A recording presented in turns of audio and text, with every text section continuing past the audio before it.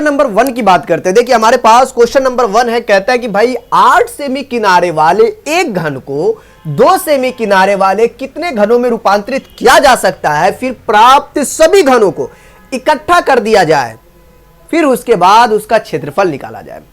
तो दोस्तों इस क्वेश्चन को आप देखेंगे तो आपको समझ में आएगा कि भाई हमारे पास जो है जैसे एक घन है, जैसे हमने जो है इनका 3D इमेजेस आपको दिखाया गया, यहां पर ध्यान दीजिएगा। हमारे पास एक घन है जो आपको 8 सेंटीमीटर किनारा रखता है। कितना सेंटीमीटर? 8 सेंटीमीटर। बोलेंगे ठीक है जी। तो 8 सेंटीमीटर किनारे वाले ये घन हमारे पास है जिसका किनारा कितना है? 8 सेंटीमीटर है। कहते हैं इस घनों को जो है आपको 2 सेंटीमीटर, ये छोटे छोटे 2 सेंटीमीटर किनारे वाले घन के रूप में कितना घन बना सकते हो। अगर जो घन बन गया है, ठीक है, जो घन बन गया है उसका जो है पृष्ठ क्षेत्रफल भी आप निकालें। ठीक है, तो ये चीज है। देखो सबसे पहले मैं इस बड़े वाले घन की बात कर लेता हूं जो 8 सेंटीमीटर किनारे वाला, इनका आयतन निकालेंगे अकॉर्डिंग टू क्वेश्चन। ठीक है, अगर आप इस चीज को समझ रहे हो ध्यानपूर्वक, देखो क्वेश्चन आप ये तब डिफिकल्ट हो जाता है जब आप इसके फिगरिया को नहीं समझ पाते कि भाई कहता क्या है।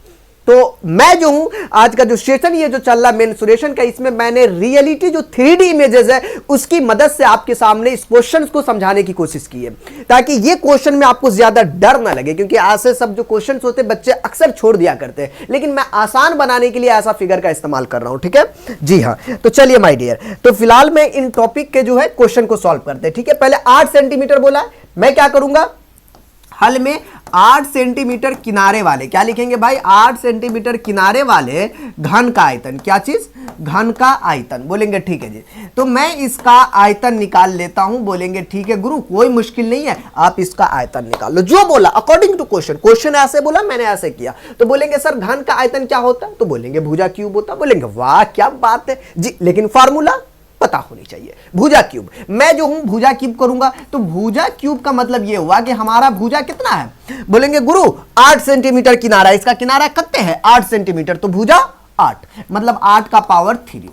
ठीक है, इसके बाद 2 सेंटीमीटर किनारे वाले कितने घनों में रूपांतरित? पहले बेटा 2 सेंटीमीटर किनारे वाले घन का तू आयतन तो पता कर ले। चलो मैं पता करता हूं। अब हम जो है क्या करेंगे कि जब 2 सेंटीमीटर, कितना भाई? 2 सेंटीमीटर किनारे वाले, कितना? 2 सेंटीमीटर किनारे वाले घन का आयतन। ठीक है, बोलेंगे ठीक है जी, घन का आयतन चलो फाइंड आउट कर लेते हैं। अगर मैंने 2 सेंटीमीटर किनारे वाले घन के आयतन की बात की तो कितना होगा? 2 क्यूब हो जाएगा, क्योंकि 8 सेंटीमीटर 8 क्यूब 2 मतलब 2 क्यूब, तो ये हमारे पास 2 क्यूब हो चुका है। ठीक है जी, इसके बाद कहता है कितने घरों में रूपांतरित किया जा सकता है। ध्यान देने की बात ये कि भाई हमारे पास जब 8 मतलब 8 किनारे वाले था तो ये इतना आया, 2 मतलब छोटका छोटका जो हमारे पास 2 2 2 वाला जो था वो हमारे पास इतना आया।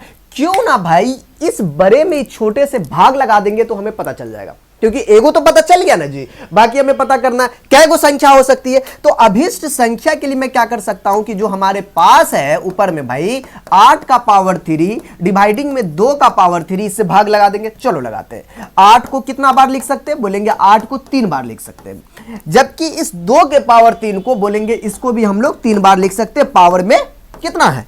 3 है, इसकी वजह से कटेगा, काट देंगे। बोलेंगे ये कट गया, 2 चौकी 8 और ये 2 दूनी 4, 2 दूनी 4 नहीं मतलब सॉरी 2 इकाई 2, ये कट गया। मतलब हमारे पास बचा 64 गो। मतलब कै गो घन बनेगा?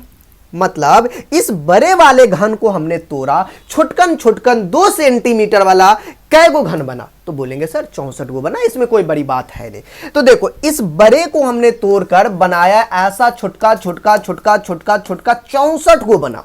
ठीक है, यहां तक ये बिल्कुल ठीक बोला, मैंने भी लिख दिया जी। अब देखो प्रश्न क्या कहता है, इतना तक हो गया जी, ये आपका हो गया यहां तक क्लियर। जो आपके टोटल, अच्छा जो टोटल मतलब सभी का मतलब क्या हुआ? टोटल 64 की बात होगी।